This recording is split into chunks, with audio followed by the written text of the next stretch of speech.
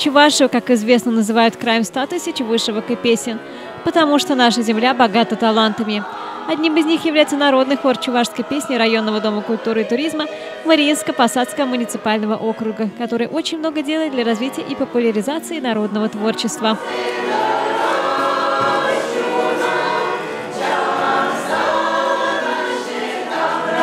Это стабильный, высокопрофессиональный коллектив с большой историей. Звание «Народный» хор получил в 1997 году, а в 2022 году в очередной раз подтвердил его. Сейчас это сплоченный коллектив из 15 человек. В вечер празднования юбилея со сцены прозвучало очень много искренних и теплых слов. От имени депутата Государственного совета Чувашской республики Владимира Викторовича Лидермана и от имени всех депутатов Мариинско-Посадского муниципального округа сердечно поздравляем вас с юбилеем. Юбилей довольно-таки значимый. 30 лет на сцене – это многого стоит, дорогого стоит. История коллектива началась в 1993 году. Руководителем хора со дня его основания являются Геннадий Павлович Раков и его супруга Роза Николаевна.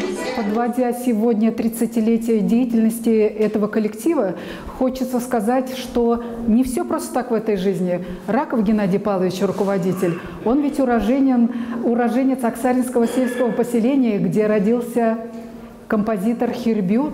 Может быть, это не просто так. И руководя таким замечательным коллективом, как хор чувашской песни, он поднял еще на новый уровень саму чувашскую песню, нес ее в русскоязычное население нашего города Мариинский Посад. И жители города Мариинский Посад посмотрели на чувашскую песню с другой стороны, как на песню нашего края, нашей малой родины. Это очень важный вклад. В репертуаре хора песни чувашских композиторов, много хороводных, народных песен, танцевальных и сольных номеров. Так что участники коллектива искренне влюблены в свое дело. Для них это целая жизнь. Что самое главное, это то, что люди хотят петь. Им не хочется сидеть дома. Они хотят быть вместе. И самое главное, что вот организовался такой коллектив, организовывается, у которых одна мечта, одни планы.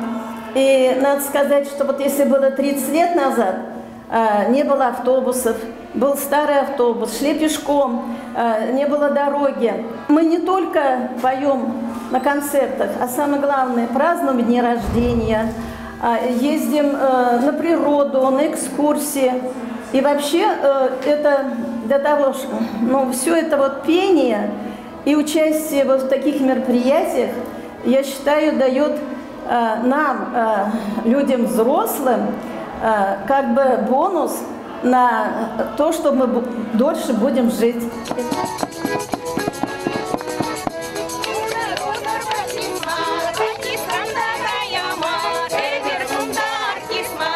Так чувашский народный хор на протяжении многих лет с радостью встречал туристов, которые сходили с теплоходов на Марпосадскую землю. Будем надеяться, что и в этом году их мотив разнесется далеко-далеко над волжскими просторами. Эти мелодии и родной язык – наследие, которое мы должны сохранить и приумножить. Елена Яковлева, Юрий Гурьянов. Жизнь столицы.